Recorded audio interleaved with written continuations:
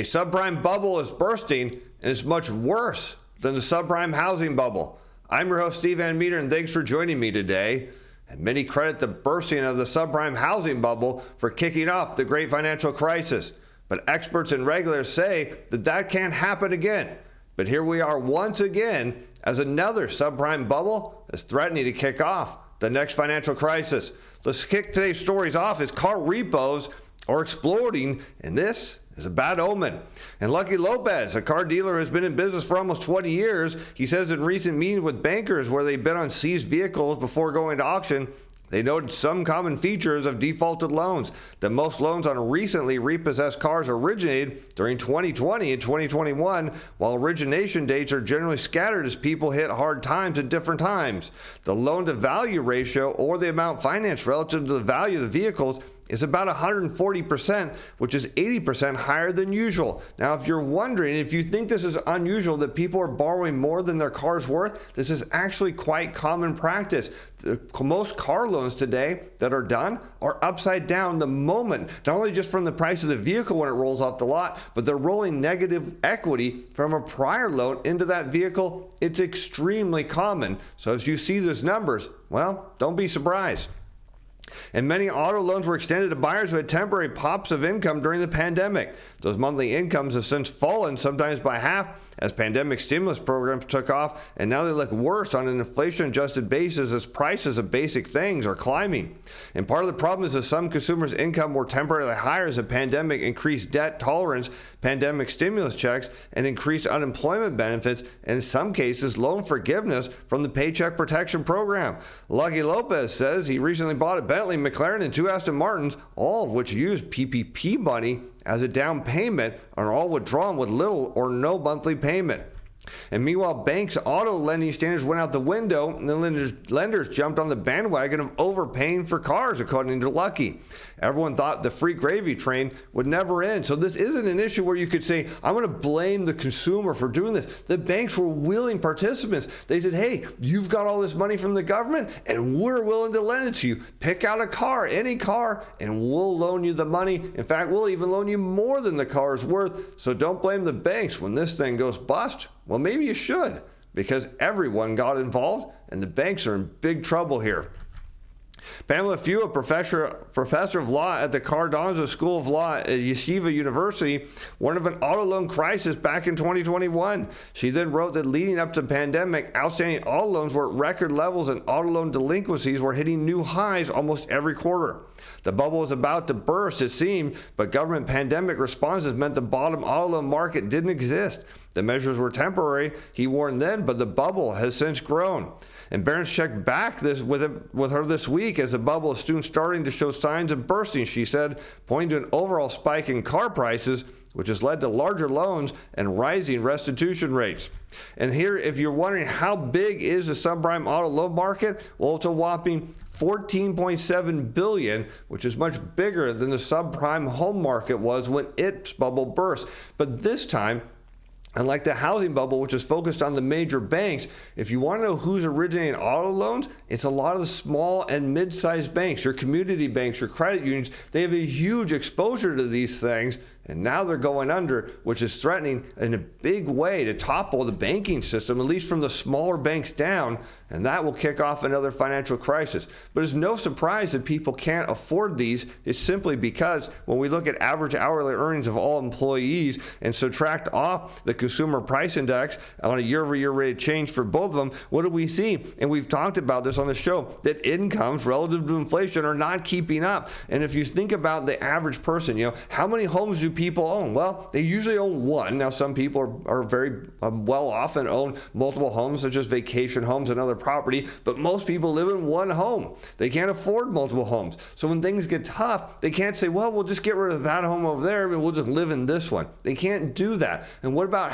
cars? Well, do households have just one car? Well, many households have 2, sometimes 3 or 4 cars, and it's real simple to say, hey, that real expensive one that we just bought that we can't afford anymore, well, we'll just let it go back. And that's what's happening now is people are saying, take my car back because I can't afford the payment. Let's continue on because Wall Street Journal headlines $1,000 car loan payment, higher prices, higher interest rates push up the monthly cost as average monthly payment for a new car loan hits an all-time high while it's near record for used cars. And monthly payments on loans given out in June to buy a new car average an all-time high of $686 according to Edmunds, whose data goes back to 2005. A growing share of people are paying much more. A record 12.7% of new car buyers who signed up for a loan in June have a monthly payment of at least $1,000, if you can imagine that. And average monthly payments on used cars are also near a record according to Edmunds, who's got data back to 2008. In June, they said it averaged $554, up a whopping 12% from a year ago. And as people try to make their costs more manageable, buyers are signing up for loans with longer repayment periods. And loan payments periods vary, but consumers are now opting for 5 to 6 year loans. A small but growing share of buyers are even taking out loans that exceed 7 years. And if you say, well, I think that's really financially irresponsible, and it may be, but there's a lot of people who can't afford these higher payments at any price, and so they have to go to longer terms because they need a vehicle. They have to get to work. Maybe their old one's broken. Maybe something's not right. They need a vehicle, and they have to go out longer. And as we know, that is dangerous, because by stretching out the loan, monthly payments are lower, but buyers often end up paying more in interest over the life of the loan. And they're also at greater risk of owing more than the car is worth. As we continue the story with the Wall Street Journal, more subprime borrowers are missing loan payments as borrowers with limited or troubled credit histories are defaulting on credit cards, car loans, and personal loans.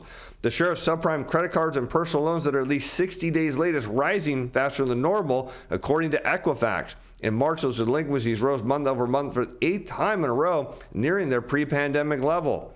And by now, many of those benefits have run out as subprime borrowers, who sometimes have lower incomes or less savings, are being hit hard. And with inflation running near its highest point in 4 decades, it's forcing many households to choose between paying for essentials and paying their monthly loans.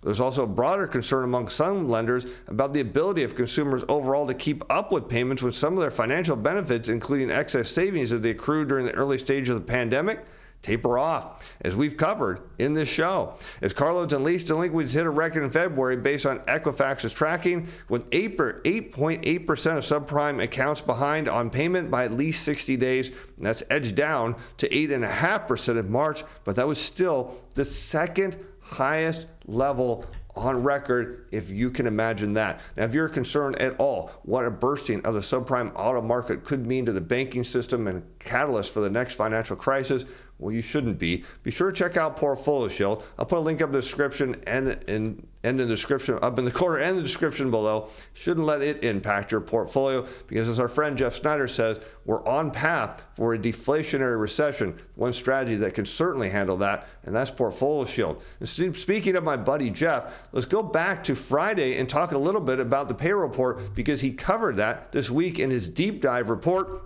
currently available for a limited time for free, as he writes a tale of two labors, as payrolls say all good, but employment says recession. Is the Fed clear for more hikes? Has the U.S. economy fallen into recession?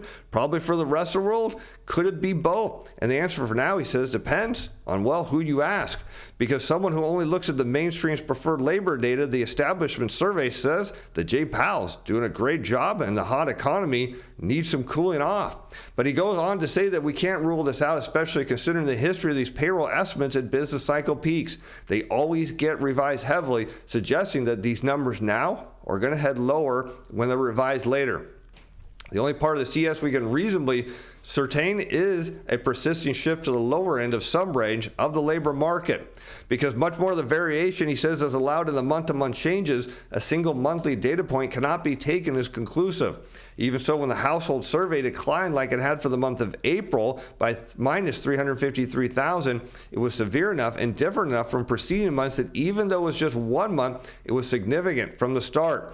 But he goes on to say that altogether, this is by far the largest 3-month negative change for the household survey since the Great Recession, not counting the government shutdown in 2013 during Harvey or Irma double in 17. What that means is the situation in the past 3 or 4 months is almost certainly worse than it has been at any point, including several downturns and near recession misses in the post-crisis age, apart from 2020. Now, if you want to get more of Jeff's research, it's in the description below. It's under Markets Insider Pro. Go to the link, sign up. It's currently free. You can get Jeff's daily report and these deep dives. You'll get them tomorrow morning when the next report goes out, along with my momentum research report. And if you love Jeff as much as I do and you want to really take your learning to a next level, well, I was recently on his show that's hosted by Emil Kalinowski. I'll put a link down there in the description below. If you really want to learn more, you should go and start following them too, and they take things to a next level. But how do we know that employment is likely to turn down? Is it just Jeff's research? Is it just other people suggesting? Is it just the economy slowing down? Well, no. When we look at the future employment, the diffusion index here from the Philly Fed, of course, we love Philly because it's got a ton of data. What we can see is that future plans for employment, see this red part, how it goes down? You'll note that it tends to lead the non-farm payroll report on a year-over-year rate of change. There are a couple of exceptions. Here we can see during the 80s where, of course, employers thought things were getting better and they actually weren't. And we see that in 2015 where employers thought things were getting worse. They actually almost had a double dip or a second recession here, but China helped pull the global economy out. But now we're seeing this again, suggesting that payrolls are indeed going to head lower at a time the Fed's going to tighten, because now they're concerned in a big way about inflation. And we've got some predictions now for this week's report, which we're going to see the CPI index. Now, UBS comes out and says their preview, they think headline inflation hits 9%. But are they right? Are they wrong? Well, falling commodity prices are raising hopes that inflation may have actually peaked as oil, wheat, natural gas, lumber, corn, and other raw materials have ended a tumultuous quarter and are near or low their March prices. And some other ways we can look at this, when we look at new orders here back to the Philly Fed, overlaying the consumer price index on a year-over-year rate of change, we note that as new orders come down, there is a lag, and there should be a lag as consumer prices fall. We see new orders moving down, CPI coming down. And why is that happening is simply because as a retailer, as a wholesaler has too much inventory, what do? They cut their new orders, and what do they then follow through when they can't sell off their inventory? They start discounting prices, and that's what you're seeing here. But how about the dollar? Something Jeff and I talked about on the show with Emil Kalinowski. We note that when the dollar goes higher, it indicates that inflation should be coming down because it makes foreign goods and services cheaper than they are produced in the U.S. And where do we go from here? Well, there's a big component in the CPI. It's called energy. We can look at West Texas Intermediate on a year-over-year rate of change and notice how the CPI lags and follows that quite well. So the expectation perhaps here is, while UBS may be predicting that the CPI is heading to 9, and maybe it does, that is soon to head much, much lower. And as our buddy and chief strategist Jeff Snider predicts, there's a deflationary recession coming, and that means the CPI is headed much lower. I'm Steve Van Meter. Thanks for watching. Thanks for being fans. Bye now.